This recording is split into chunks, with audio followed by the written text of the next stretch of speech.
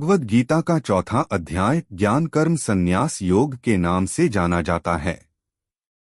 इस अध्याय में भगवान श्री कृष्ण अर्जुन को ज्ञान, कर्म और संन्यास के बारे में बताते हैं। वे यह भी समझाते हैं कि कैसे वे विभिन्न युगों में धर्म की स्थापना के लिए अवतार लेते हैं। भगवद गीता अध्याय 4 ज्ञान कर्म संन्यास योग। श्लोक 1 से 42 का सार। श्लोक 1 से 10 दिव्य ज्ञान का उपदेश। श्री कृष्ण बोले, मैंने यह अविनाशी योग ज्ञान सूर्य देव को पहले दिया था। सूर्य ने इसे मनु को दिया और मनु ने इक्ष्वाकु को दिया। परंपरागत ज्ञान।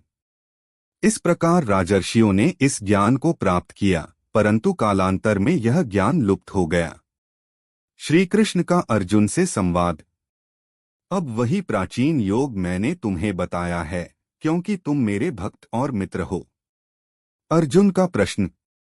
आप इस समय जन्मे हैं और सूर्य देव का जन्म बहुत पहले हुआ था, तो आपने यह योग उन्हें कैसे सिखाया? श्री कृष्ण का उत्तर। हे अर्जुन, मेरे और तुम्हारे कई जन्म हो चुके हैं। मुझे सब स्मरण हैं, परंतु तुम्हें नहीं। ईश्वर का अवतार। जब जब धर्म की ग्लानि होती है और अधर्म बढ़ता है, तब तब मैं अवतार लेता हूं।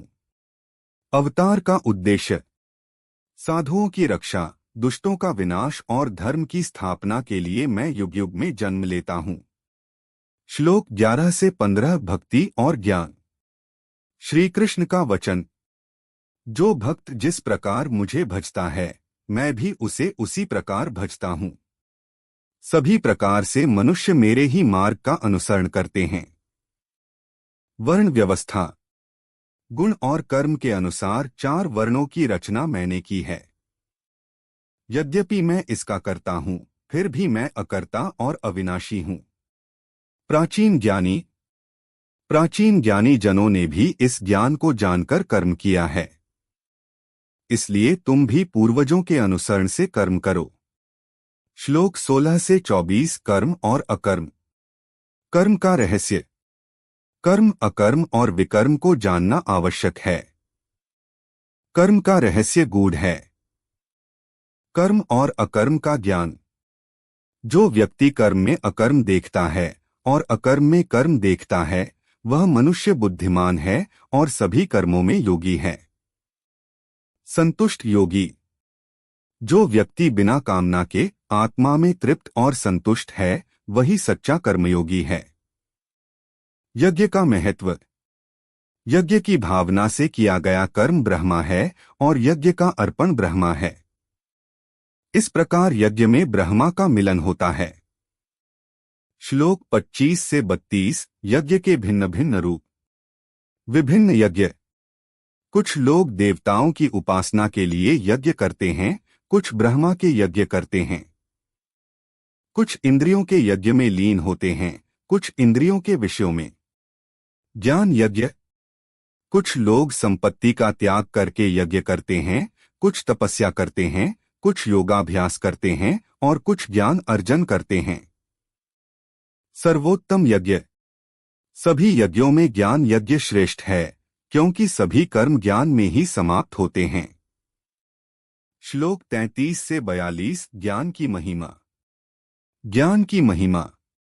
ज्ञान से बढ़कर कोई पवित्र वस्तु नहीं है। यह ज्ञान आत्मा में स्थित होकर समय के साथ प्रकाशित होता है। ज्ञान की प्राप्ति। ज्ञानी महापुरुषों की शरण में जाकर विनम्रता और सेवा से ज्ञान प्राप्त करो। वे तुम्हें ज्ञान देंगे। ज्ञान की शक्ति। जैसे अग्नि लकड़ी को जलाकर राख कर देती है, वैसे ही ज्ञान कर्मों के फल को भस्म कर देता है। श्री कृष्ण का उपदेश।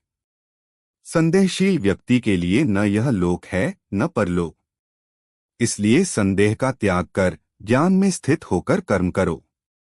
अंतिम उपदेश।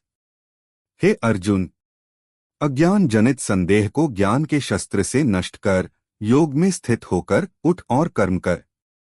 सारांश।